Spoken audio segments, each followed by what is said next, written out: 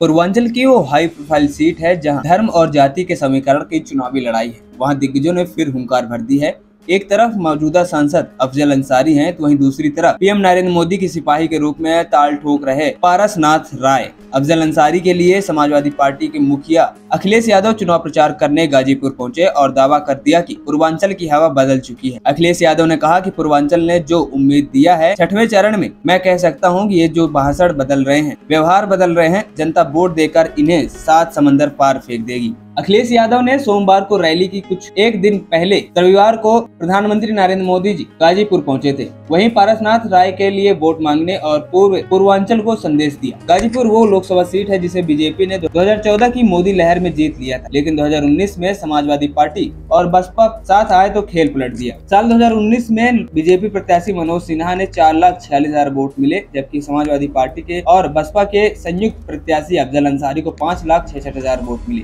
अफजल अंसारी 1,20,000 के भारी भरकम वोटों के अंतर से चुनाव जीत गए थे। हालांकि मौजूदा चुनाव में समीकरण बदल चुके हैं। समाजवादी पार्टी के साथ कांग्रेस का गठबंधन है और बसपा अलग चुनाव लड़ रही है। तो क्या ये समीकरण परिणाम बदल देगा? क्या बीजेपी 2014 वाला इतिहास दोबारा देगी? बीजेपी प्रत्याशी पारसनाथ राय का दावा है कि बीजेपी गाजीपुर सीट पर फिर से जीत हासिल करेगी। उधर बीजेपी प्रत्याशी का दावा है कि एक तरफ और गाजीपुर के सियासी समीकरण दूसरी तरफ, क्योंकि अफजल अंसारी को अगर अपनी जीत का भरोसा है तो इसके पीछे गाजीपुर की जाति और धार्मिक समीकरण है। गाजीपुर में अंसारी परिवार की सियासत अगर परवान चढ़ी तो इसके पीछे यहाँ की जाति और धार्मिक समीकरण ही है। यहाँ मुस्लिम आबादी 2.70 लाख तो दलित मतदाता 4 लाख के आसपास है। यादव वोटर 4.50 लाख के करीब है, जो बाकी के ओबीसी वोटर भी 4 लाख के करीब है। इसी समीकरण के सहारे 2004 में अफजल अंसारी समाजवादी पार्टी के टिकट पर गाजीपुर से चुनाव जीते थे और एक बार फिर प्रबल दावेदार हैं। वही मौजूदा चुनाव पर अफजल अंसारी ने कहा कि जनता एक बार फिर उन्हें अपना प्रतिनिधि चुनेगी और भारतीय जनता पार्टी को हार का सामना करना पड़ेगा। अफजल अंसारी 5 बार विधायक भी रह चुके हैं, वही 2 बार के सांसद और तीसरी बार दिल्ली जाने की तैयारी में है।